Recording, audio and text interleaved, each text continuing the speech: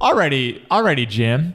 Already, Mr. Mojo Risin. Like, that's a cool image, a crystal ship. Like, I can get behind it, man. But like, what's in this crystal ship? And Jim Morrison's like, 1,000 women. And here's the deal. I think we have a mutual friend who would think exactly like this. It's like, here's the deal. They're all sexy. And the rest of the Doors are like, yeah, that's the song. We're cutting it. We're going to put it on our hit record. It's like, who needs Noah's Ark? Who needs to preserve any of the other species on this planet? Because I got a boat, baby, and there's 1,000 broads on it. Broads.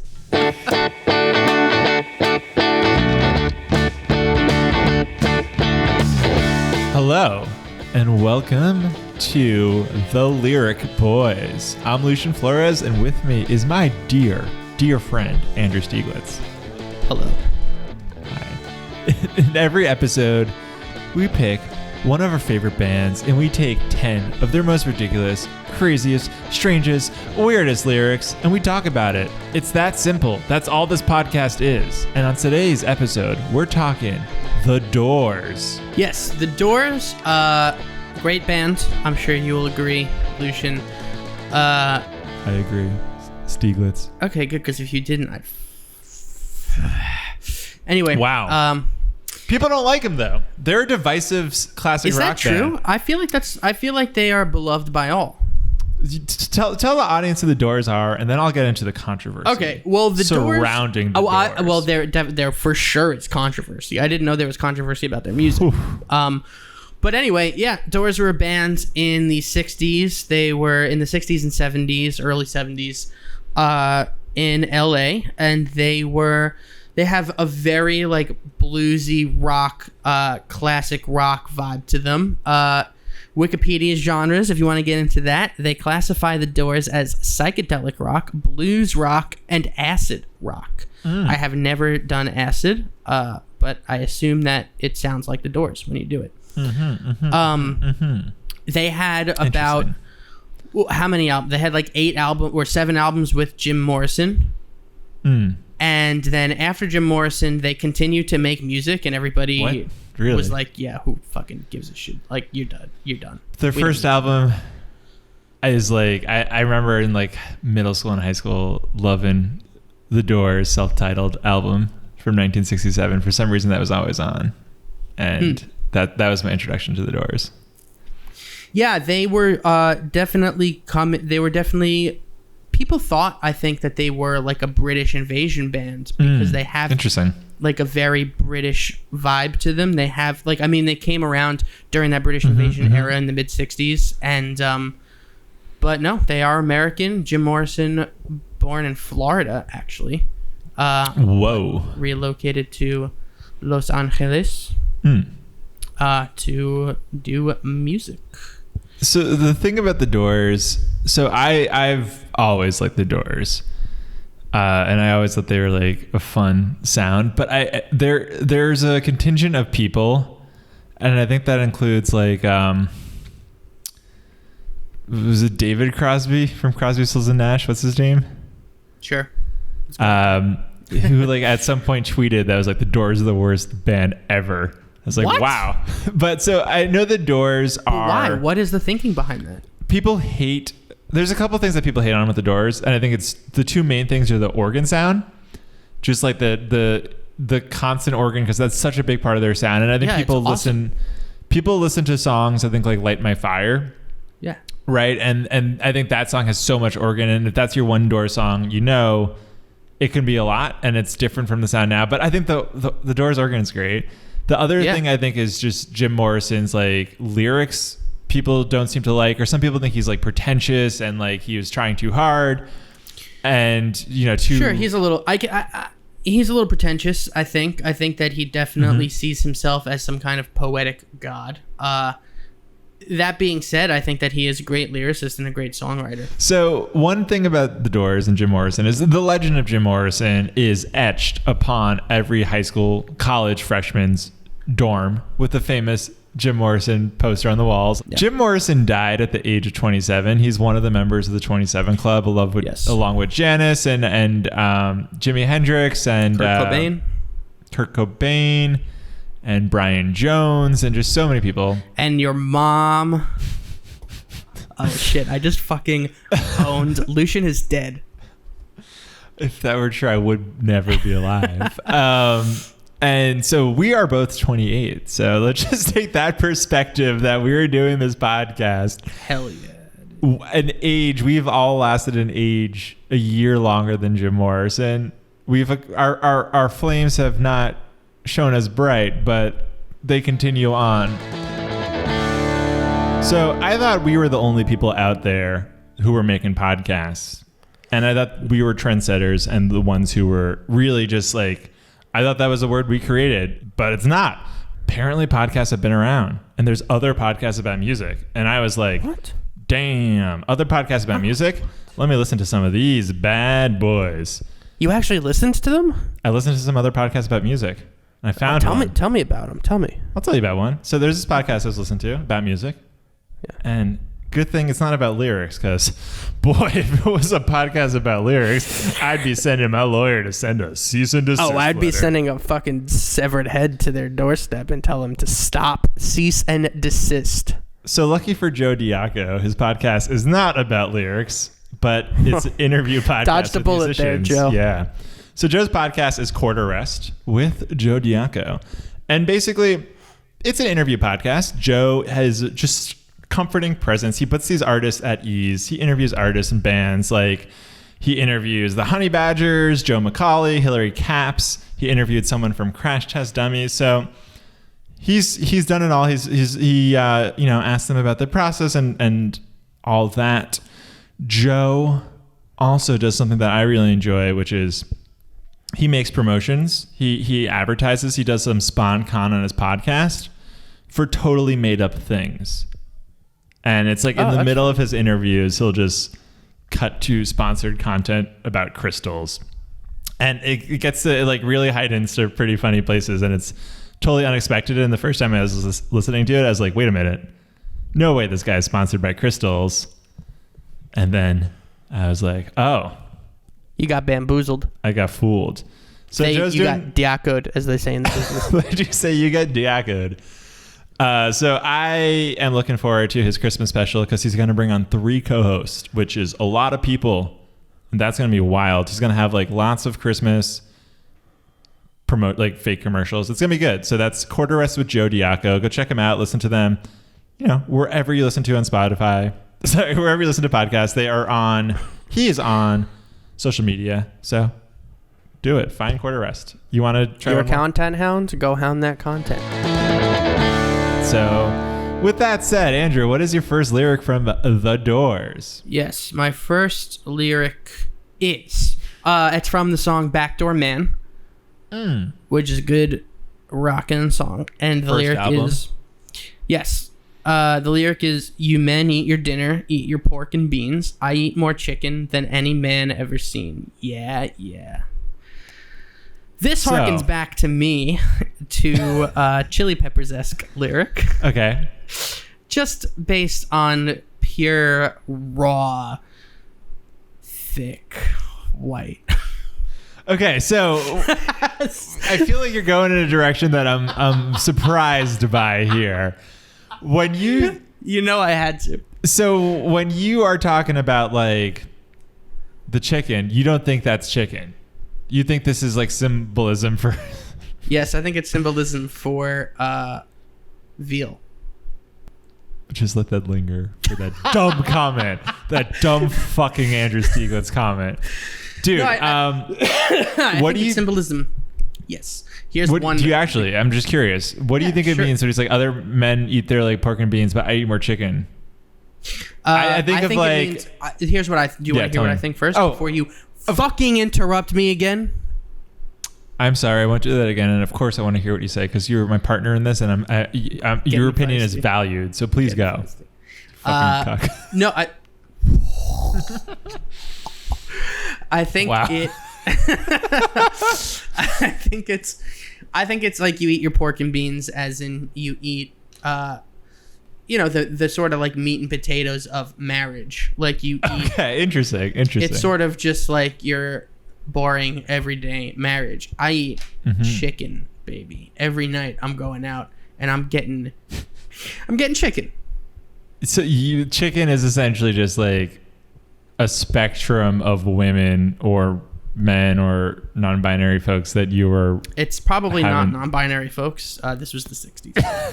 But yes, it's definitely, it is just like a stream of people that Jim Morrison is. Chicken equals having sex with people. Yeah. It's promiscuity. So I kind of view it as like chicken being, the delicacy in the situation. I view Mr. Chiasode from Monty Python's Meaning of Life movie, which is Terry Jones, right? Playing this like aristocrat and eating this big meal and just like continuing to eat until he got so fucking big that he exploded. And I view that's the good life. That's the life I want for me. I want to be fed until my organs burst. Yeah. Well, here's the thing. If we're getting a little into analyzing it. I think the question is, would you rather have pork and beans or would you rather have chicken? I would rather have chicken. Chicken. I'm a chicken boy. Yeah, me too. I think most people would say chicken. Most people. I think that's the point. Yeah. Interesting. If you would rather have chicken, yes. Subscribe to us. If you would rather have pork and beans, subscribe to us. But when you do it, say, I would rather have pork and beans out loud. Please email us and we will that's better. That's read actually your comments. Yeah, that's actually better. If you're listening at home and if you want to tell us whether you prefer pork and beans, what you can do is you can email us at lyricboyspod@gmail.com. But if you prefer chicken, hit up that same email address and let us know. We are dying to know what you say. All right, so my first lyric comes from the song Roadhouse Blues. Classic. And the lyrics are, Ashen Lady, Ashen Lady, Ashen Lady, Ashen Lady. Give up your vows, give up your vows, give up your vows, give up your vows. Save our city, save our city, save our city, save our city right now. And boy, oh boy, I can tell you that sounds like a classic case of manipulation in my mind. Because to me, this reads as like, listen, Ashen Lady. But what is Ashen Lady? I think of ashen as like a gray or like a pale. I could be wrong. And I don't even want to Google it. I don't want to know. But this is not an analysis pod. But give up your vows to me is like commit adultery with me. Mm-hmm. It's like, listen, Ashen Lady, give up your vows. Save our city right now. So to me, that's like, listen, okay, oh my God, all right, like our planet is in peril, and the only thing that you can possibly do is sleep with me. Commit adultery. Right now, that's the only way out of this. That's the only way to save our city. Like, you got to do it, Ashen Lady. Like, you got to do it, or else, like, the city will explode, and it will be all your fault. Oh, for sure. When are you saying save our city? To me, this is like... You need to have sex with me right now, or else you're going to die, and I'm going to die. You better fucking do it. Listen, lady. There's only one way we could starve off the inevitable heat death of the universe. And that is for you and me to do it. Right now. And if you don't, the universe's death is on you. This is what happened to the dinosaurs. There was one dinosaur who just wouldn't do it and they died. So you don't want that on you. Yes. Now, have you ever met a woman where you thought, obviously I'm not asking if you've done that. Already the answer is no. I've never met a woman. Hold on. Have you ever met a woman where you thought, if I don't talk to her right now, like, I feel like I'm going to die. Like I need to speak to her. I need to, like, she is giving me life. I will say genuinely no. So, okay. Like, you mean like there's someone you've met and you're just like, my world now revolves around this person. I thought our planets rotated around the sun, but it turns out my whole life's destiny rotates around this woman at Subway who's staring across with her Italian BMT. Have you ever seen a woman in public where you're just like, oh my God, that's like, she is making, just like, I'm happy she exists. And this is just coming from a wholesome place. I'm not even coming from like, I want to fuck. She's doing it. Oh my God. Like, she's beautiful. She is making me smile. Have you ever? No. Have you ever talked to these people, or are you just like... No. Oh, my God. You're just like, she makes me smile. Think about them. My world I could easily enter her orbit, and she could be my new sun. But instead, I will let her go into the night, never seeing her again, just wondering what could be. Yep. So any moment in my life when my relationships fail or my marriage is hard, I think back to that moment on the train, and I think back to that lady sitting across from me, and I think what could have been. And I think, honestly, it's good that we didn't meet, because if we had met, there would be heartbreak. And if there were heartbreak, then it wouldn't be a perfect thing. But now when I think back to that moment, I think of this perfect encapsulation of what could have been. And to me, that's perfect. And to me, that's the life I want to think about. See, here's the thing. The fact that you just said that tells me that you were lying before. You absolutely have met somebody who has made you think those thoughts. All right, so what's your... I'm just saying. I just know you so well. That's what I'm imagining. Oh, sure. What's your second lyric? Second lyric. Okay. This is from the song. Oh, we're in for a treat now. Well, no. This song always puts a smile on my face. The song is "Hello, I Love You," and the lyric is, quite literally, "Hello, I love you. Won't you tell me your name?" This is what we're talking about. This is exactly that's why I laughed, because I was like, oh my God, this is perfect. Again, a woman where you're like, I love you, but I don't know who you are, but I am in love with you. Never happened to you? I feel like it hasn't, but I know that feeling of just seeing someone, you're like, well, that person is a beautiful person, and I am just street trash, blowing in the wind, meant to be incinerated. Yeah. I think that encapsulates it just perfectly. Do you think this is like a thing where Jim Morrison though is just like such a sleeper around her? That's the word I'll use. And that in like the course of the night at some point he's like, oh, I love you, but I've totally forgotten your name. Do you think that's the situation? Yeah. Or do you think it's more like someone made such a good first impression? Here's the thing. I think that Jim Morrison is light years ahead of where me and you could ever be when it comes to flirting or talking with the opposite sex. And I think that he has probably been in like situations where he's literally having sex with a girl and forgets her name, or he is like doing what I say, whereas like he notices somebody and he's like, God damn, I'm in love with that person, and instead of walking away like me, he goes up to them and then has sex with them. So that may be true, but once again, we have accomplished something that Jim Morrison hasn't done, which is exist to year 28. So who's laughing now, Jim? There's always year 29 for us to do that. That's true. So similarly on just like Jim Morrison's fantasies, my second lyric comes from Crystal Ship. Dude, you just owned Jim Morrison, by the way. That was fucking savage. Well, you were just like shitting on us, so I'm like, in my mind, I'm like, we got to defend ourselves against Jim Morrison over here. Yeah, fuck Jim Morrison. You only lived to 27, you fucking child. So the Crystal Ship is being filled, 1,000 girls, 1,000 thrills. So this is another situation. It's like a very 60s rock song. It's like, that's the dream. Every single song of his is just like, yeah, I saw a woman and I fucked her. Well, I just imagine it's like, okay, they're writing this song, and Jim Morrison's like, all right. There's a crystal ship. And what's his name? Ray Mazarak? Whatever, we're giving him his due. He's like, alrighty, Jim. Alrighty, Mr. Mojo Risin. Like, that's a cool image, a crystal ship. Like, I can get behind it, man. But like, what's in this crystal ship? And Jim Morrison's like, 1,000 women. And here's the deal. I think we have a mutual friend who would think exactly like this. It's like, here's the deal. They're all sexy. And the rest of the doors are like, yeah, that's the song. We're cutting it.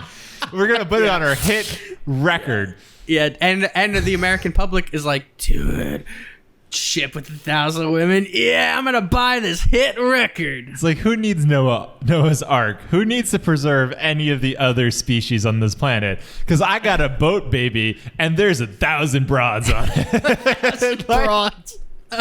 This is like, if they were like on Long Island, they'd be like, bro, what's the song you gonna write? Okay, bro, check it out. There's this ship. Yeah, what's in the fucking ship, you bitch? 1,000 broads. Oh, bro, 1,000 broads. it's the type of thing. It's like, why has Jimmy been going to the beach so often? He's like 12, and it's like, there's a boat dock there, and there's just 1,000 sexy ladies on that boat. Yeah, you know what I'm learning about Jim Morrison as we do this podcast is that he's thought of, and while I'm reading his lyrics, I'm like, damn, he's a poet. And everybody's like, damn, he's a poet. And it's really just like, I like girls. I like broads. I like women. I like 1,000 of them. And it's like, oh, this is not that deep. Well, yeah, it's also the ones we're picking. So That's true. I just got to like let Jim Morrison off the hook for a second and be like, you have some good lyrics too. I've just been I was mean to you when I said that you didn't. What I'm saying is not every single lyric is as profound as maybe I thought it was. No, he's also got a ton of lyrics that just okay. Yeah, you do your lyric. Give us your third lyric. Well, in the song "L.A. Woman," he repeats over and over again, "Mr. Mojo Risin." He goes, "Mr. Mojo Rising." Yes. Now, rising. This was rising. Gonna keep on rising. Oh my God, Jim, calm down. If I don't come on 1,000 women, give me a ship. Give me a ship. Get this man a ship. Get this man a fucking ship. Yeah. Was that his nickname? Was that his... So Mr. Mojo Rising is not only a nickname, it is an anagram. He took Jim Morrison and anagrammed that shit, put those letters around to create Mr. Mojo Rising. Holy which is something shit. You could only do in the 60s, and people would be like, that's so cool. Or the early 70s. Yeah.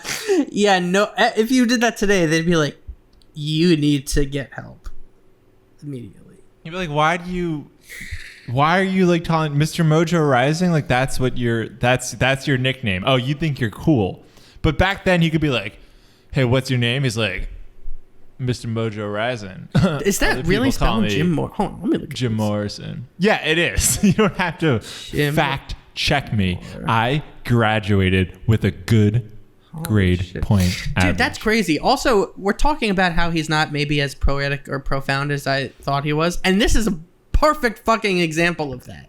I don't know. I was trying to come up with an anagram for my name, and I was like, this is much harder than it seems. That's true. I put it in Google. If you're as horny as Jim Morrison, maybe it's not.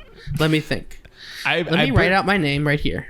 I put my name into an anagram thing on Google, and only one anagram came out. Oh, well, let me hear it. Which was fluorescence, which is spelled Fluoresceins. And what that is, if you're wondering at home, it's a yellow dye that is visible even when highly diluted.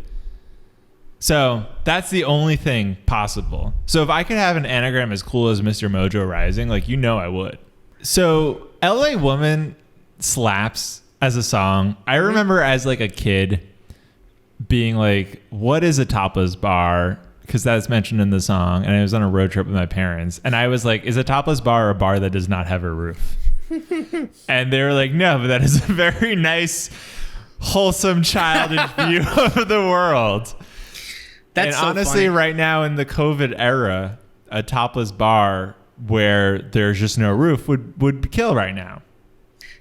So that's funny. So you asked your parents what a topless bar was. Has there ever been? Because I have also asked my parents stuff like that from like songs or TV shows. Yeah. And one of those things that comes to mind, there was a show back in the 90s, a cartoon called, it was a kid's cartoon on like ABC Family or whatever. And like when I would wake up in the morning and watch Dragon Ball Z and Pokemon.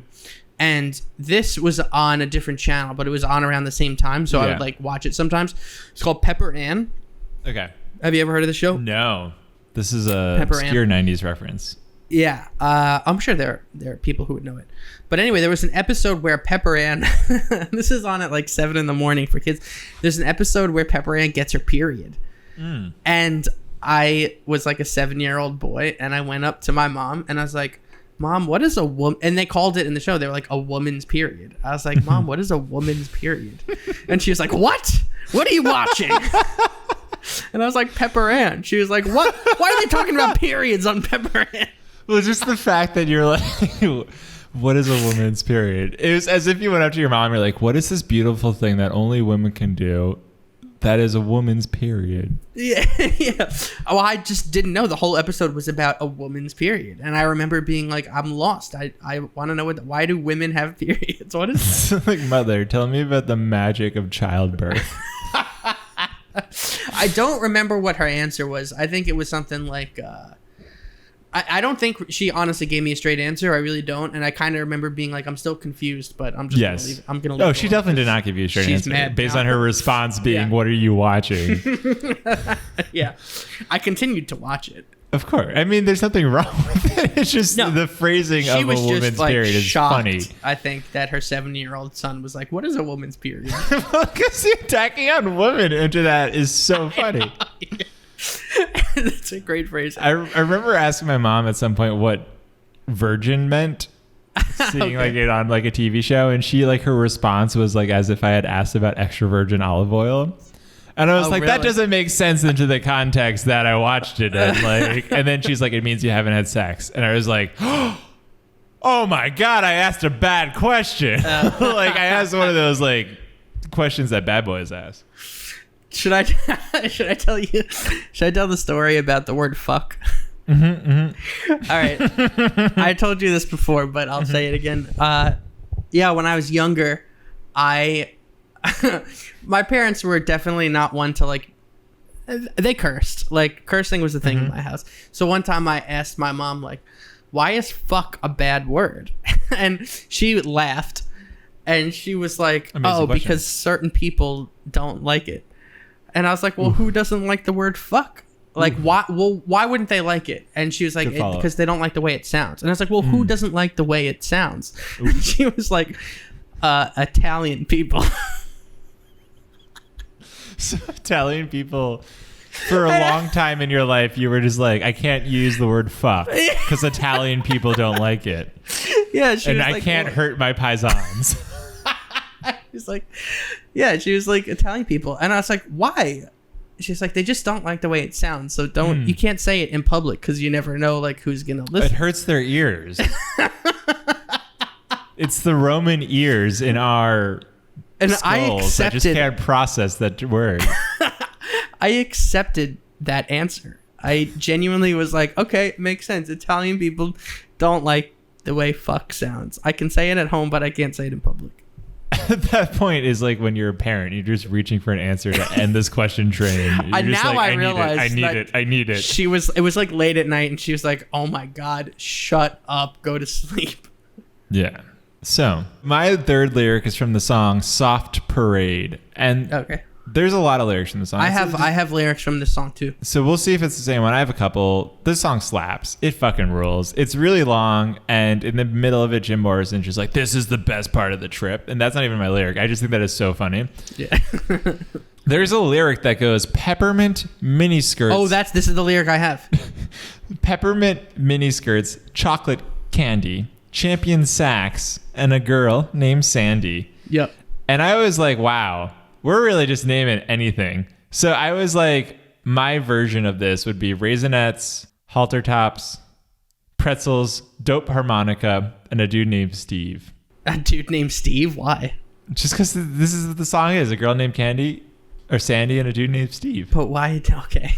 My version You're just naming things. of that peppermint mini skirts. Well, it's things you like, I'm guessing. He just didn't like pull like he might have actually been having sex with a girl named Sandy in that moment that he wrote this. I picture him having sex most of the time. I feel like he wakes up, He grabs a beer, like he says in Roadhouse Blues. Another lyric that we didn't talk about, but I woke up this morning and I got myself a beer. Amazing delivery of beer in that song where he's like, beer. Yeah. It's great. I love it. He woke up, got himself a beer, had sex with a girl named Sandy. She was in a miniskirt. And he got her chocolate candy and peppermints. They call it the swingin' 60s for a reason. My version of that would be Bunch of Crunch. Okay. You ever have Bunch of Crunch? No, I didn't even know that's the thing. What? Sorry. You don't know Bunch of Crunch? I don't know Bunch of Crunch, but you can buy it at any local convenience store. This podcast brought to you by Bunch of Crunch. By Nestle. Dude, Bunch of Crunch is my go-to in the movie theaters. I don't eat another Bunch of Crunch is the candy. Any movie theater I'm going to, if they don't have Bunch of Crunch, I make them go order from their warehouse supplier Bunch of Crunch, and I wait. This is how this story actually goes. If they don't have Bunch of Crunch, I just get kind of disappointed and still order something else and then sit down in my seat and watch the movie that I purchased my tickets for. Okay. So Bunch of Crunch, and then, a girl named Sandy sounds good. I'll keep that in there for myself. Chocolate candy. So just also Bunch of Crunch. Mini skirts. More Bunch of Crunch. And then what do you have replacing Champion Sacks? Champion Bunch Sacks. of Crunch.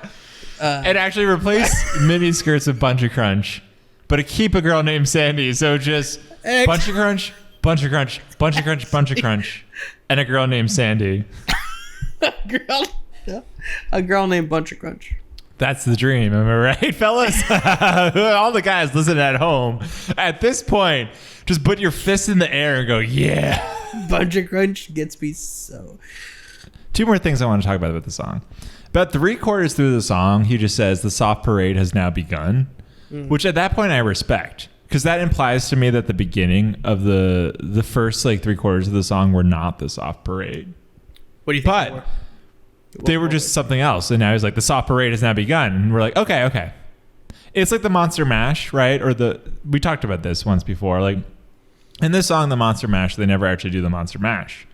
They're just like talking about these monsters doing the Monster Mash. But they're not like, this is the Monster Mash. Right. So in the soft parade, they're like... I genuinely hate that about certain songs. I hate when songs reference other songs because it really takes me out of the moment. So like... There's that Ed Sheeran song that's like, we were listening to Tiny Dancer. That song that's like, listening to Tiny Dancer. And that really annoys me because it's like, in my head, I'm always like, okay, should I just put on Tiny Dancer now? Like, why am I listening to this? Is this supposed to be a real song? In Ed Sheeran canon, is this a song? You're overthinking. It's kind of like... It's kind of like in TV shows when they're like, that's that actor. And then you're like, wait a minute. Okay, so this is a universe in which that actor exists. But all the actors in this television show don't exist. So what's happening? What is this world? And what about that one movie they did together? Does that movie exist? Or do we just accept a universe where everyone who's ever appeared on the show simply... I do think that is sometimes. Nothing. The Monster Mash really fucking gets you annoyed. I didn't realize that about the Monster Mash until you brought it up. Yeah. And they did the mash. It was a favorite smash, but what the fuck is that? It wasn't. And so in the canon, in Monster Mash lore, right, is the song that they're singing in that moment a song? Does that song exist? Or is it just a narrator, an omniscient narrator watching these beasts get down and dirty in a cemetery? Right, exactly. So the YouTube comments for this, my favorite one is this comment that goes, a bunch of us American GIs stoned on hashish, huddled in our barracks in West Germany on a cold night and listening to this album coming through our large Bose speakers in 1972. Priceless memories. Wow. What an image. That's the most 70s image.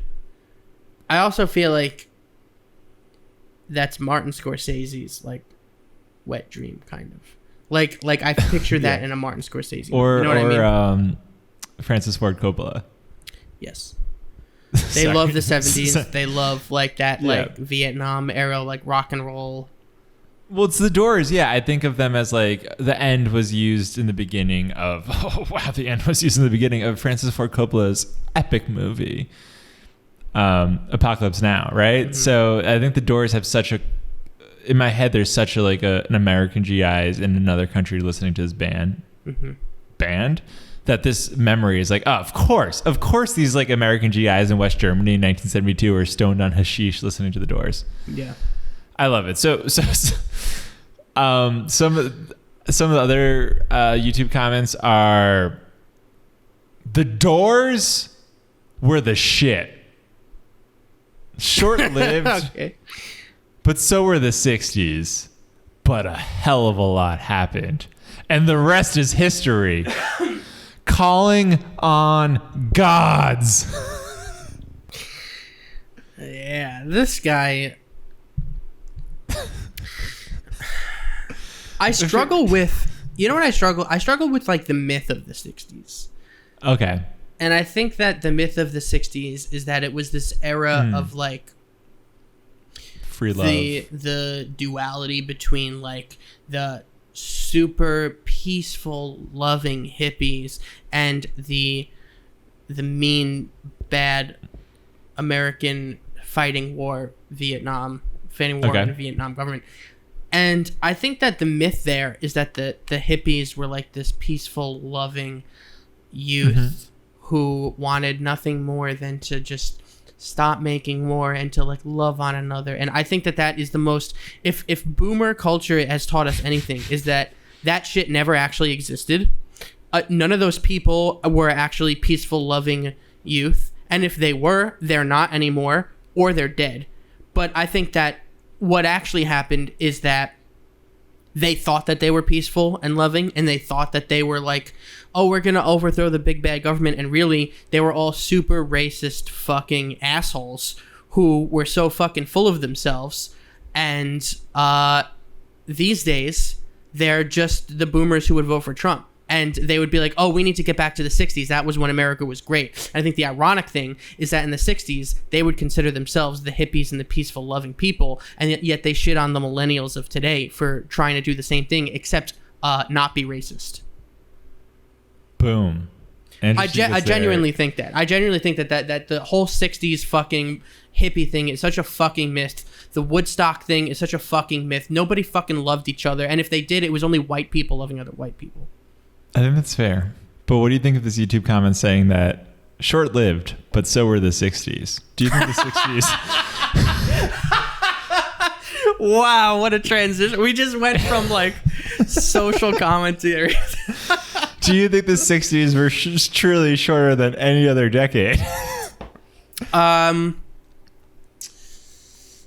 Actually, here's an interesting thing. I think the 60s didn't become the 60s until like the mid 60s. You know what I mean? Like obviously, well, yeah, that's true of any decade. That is true of any decade. Yeah. But like the 60s specifically, like in 1960, 61, 62, I feel like when you watch movies or like listen to songs from those years, it's still like the 50s.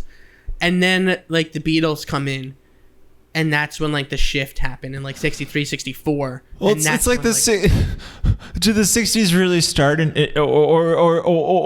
did the 60s really start when the Beatles had the song "I Feel Fine" and we had distortion in the beginning of that song? Was that the right moment of the 60s?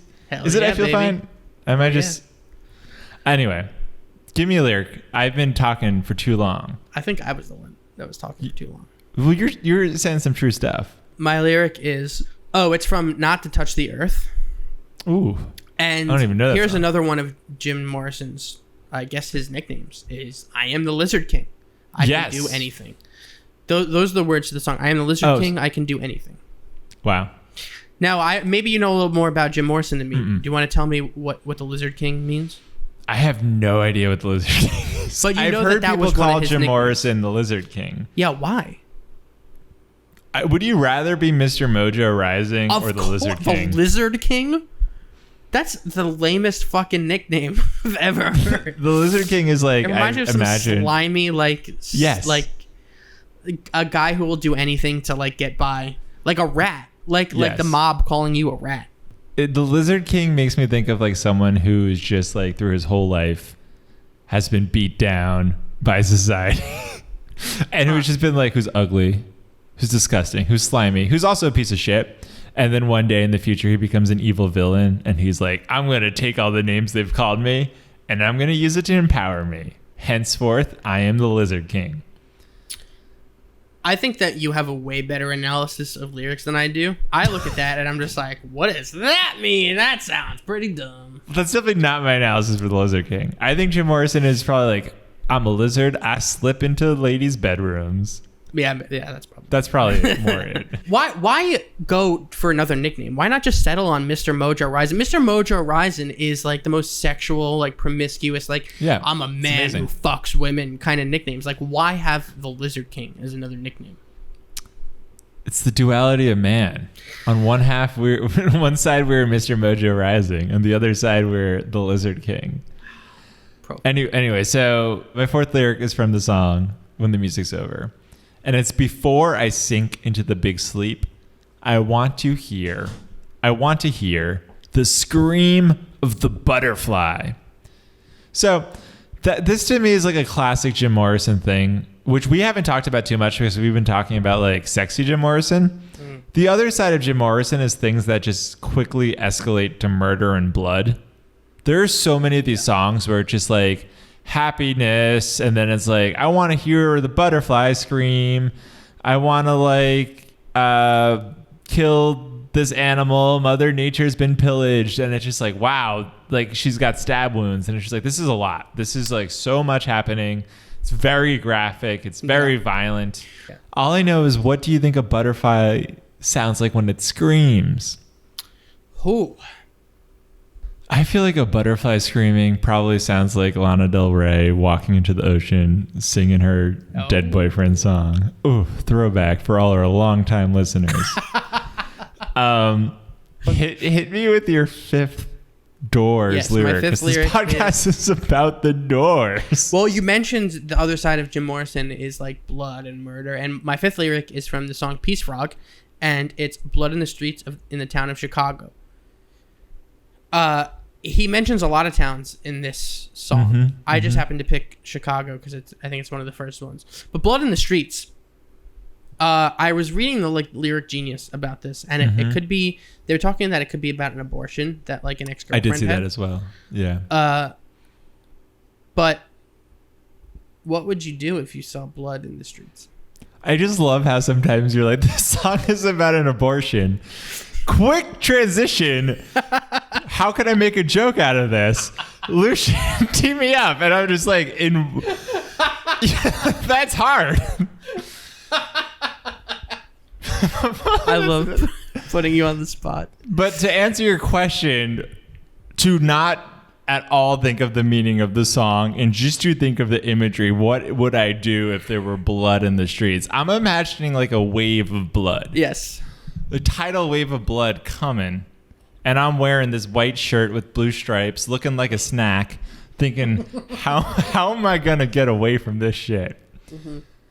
Here's what I do. I probably go in a ball and let the tidal wave hit my back side. Oh yeah?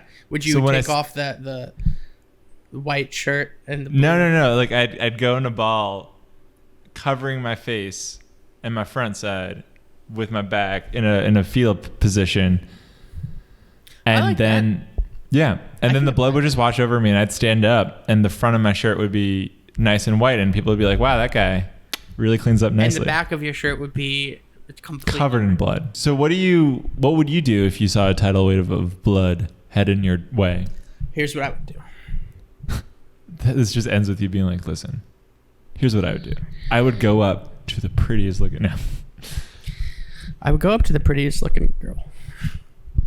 No, I think, so you're saying that you would, here's what's interesting about your answer, is that you're outside in your answer. I think if I saw blood in the streets, I'd be like, maybe get inside. Maybe seek shelter. Yes. I'm thinking of a COVID world where the indoors are off limits. What, the indoors are the only place? Oh, if you're out in public? I'm thinking like I am sitting in my apartment watching TV and I look out the window and there's blood in the streets. Oh. I would be like, that's interesting. Well, 2020, what are you gonna do? And At that point, you're lock like, my fucking doors. Hun, there's blood in the streets. Was that on the Weather Channel tonight? This morning? You're just like, what's that about? It's just like Jay Leno being like, hey, you see this? There's blood in the streets? Was that on the Weather Channel? This is Jay Leno or Mike Tyson. So let me hear your fifth lyric, and then let's write a quick Doors lyric, and then let's roll on out of here. My fifth lyric is from People Are Strange. It's a simple one. Good song. When you're strange, no one remembers your name. I fundamentally disagree with that. I feel like I remember all of the weirdos I have seen in my life and like crossed paths with. Oh, yeah. It depends how weird they are, because if you're a weirdo who is like doing something abnormal in public, then yes. If you're a weirdo who's like internally weird, like Radiohead's version of like I'm a creep, I'm a weirdo, that kind of thing. For example, there's two people I remember from freshman year of college very well. One's name was Crazy Chris. Chris? He used to sit outside the West Campus dormitories wearing like jet skier, and he would just always like talk to anyone who walked in, and he was just like a weird guy. I do not remember this guy at all. He was a very strange man, and you would like get locked in conversations with him and be like, why is he talking to me? Did you live in Warren Towers? No, West Campus. Oh, you lived in West? Yeah. And then he I think got like kicked out of housing for like throwing a chair out the window. But his big deal was that his room was covered in newspapers. He loved drinking cough syrup, and he loved Insane Clown Posse. And he would talk to anyone about Insane Clown Posse. He was a juggalo. A juggalo, yeah. So in this, out of all the randos I met freshman year of college, Crazy Chris sticks to my mind. My point is, he was a strange man, and I remember who he was. So Jim Morrison is wrong. I met so many normal people in lectures, in conversations. I don't know their name. Crazy Chris, he'll live with me. So let's do a little, I'll go first because I kind of just like quickly wrote something up before this because I don't. Oh, you did? You always do that. I've only done that to the first couple of ones we did because I didn't know how we were going to handle this segment. All right. And now I'm learning, and I will do better in the future. But I wrote a quick Doors lyric. And it's not good. I wrote it in like 30 seconds. But hey, you're improvising it right now. I'm improvising. I'm trying to think. Tell me your lyric while I try and think of mine. Well, so Jim Morrison, I was like, he likes sex, he likes highways, he likes just like quickly escalating to violence and imagery. So I said, the well-worn highwayman reached into his pants. He pulled out a phallic device. Hard metal, bullet eruptions, the ejaculate of blood dripping down the leg. Holy shit. That's amore. That's amore! That's pretty good. There you go. That's my Jim Morrison lyric. Very dark. Would not be a lyric I would write if I were a musician, but then again, I'm not a musician, and I'm destined to just be a Philistine. You think that he is sometimes self-deprecating or no? He could be. If you wrote it. Because I just thought of a rhyme that was self-deprecating, and I'm just going to do it as a Doors lyric.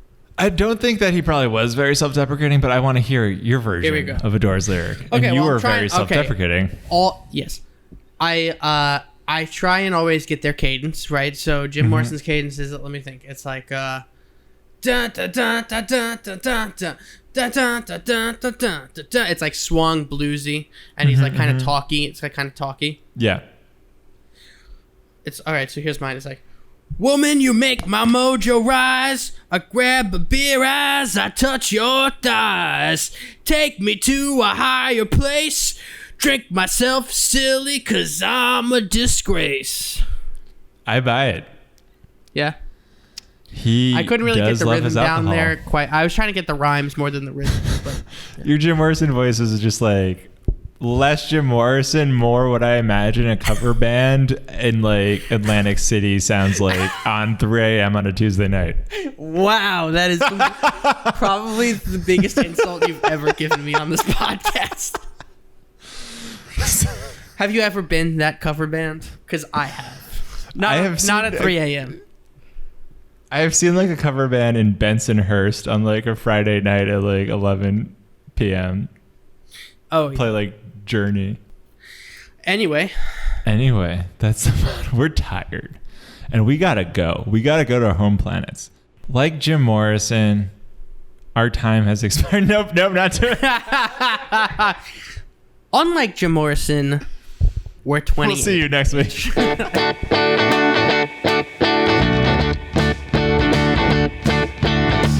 All right, that was our deep dive of the Doors. The Lyric Boys need to go home to their home planet and rest. But if you want more content, you content hounds at home, go to Twitter, go to Facebook, go to Instagram, go to YouTube, and plug in at The Lyric Boys. We'll be there, and we'll be posting our Spotify and Apple Music playlist of all the songs that were featured today. And if you want to send us an email, if you want to correct us, if you want to tell us we're doing a good job, or if you want to admonish us, email us at lyricboyspod@gmail.com. We will read anything.